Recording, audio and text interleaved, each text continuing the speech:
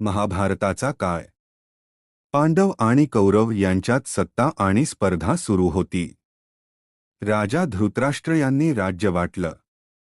पण पांडवांना मिळाला एक ओसाड, निर्जन प्रदेश खांडवप्रस्थ.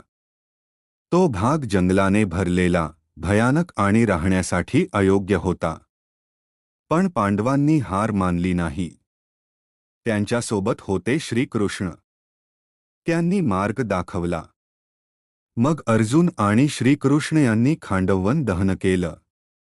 ते एक भयंकर दृश्य होतं, ज्वाळा, धूर आणि सर्वत्र विनाश. त्या जंगलात एक असुर वास्तुकार राहत होता, मयासूर. जेव्हा जंगल जळत होतं तेव्हा अर्जुनाने त्याला मारलं नाही, उलट त्याला वाचवलं. मयासूर कृतज्ञ झाला आणि म्हणाला, मी तुमच्यासाठी असा महाल बांधेन जो जगात कुठेच नसेल. काही काळानंतर तयार झाला इंद्रप्रस्थ. तो फक्त महाल नव्हता. तो एक जादुई अनुभव होता. जिथे पाणी दिसायचं तिथे जमीन असायची. जिथे जमीन वाटायची तिथे पाणी असायचं. भिंती आरशासारख्या चमकत होत्या. संपूर्ण सभा दिव्य आणि स्वर्गासारखी होती. पांडव आता शक्तिशाली आणि समृद्ध झाले. एक दिवस दुर्योधन इंद्रप्रस्थ पाहायला आला. तो महाल पाहून चकित झाला. पण त्याला त्याची जादू समजली नाही.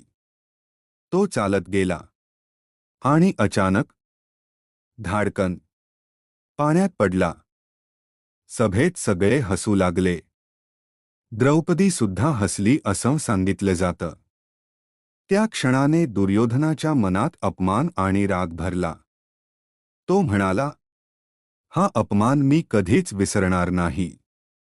इथूनच सुरू झाला सूडाचा खेळ. जुगाराचा डाव रचला गेला. पांडव हरले. द्रौपदीचा अपमान झाला. आणि शेवटी महाभारत युद्ध सुरू झालं.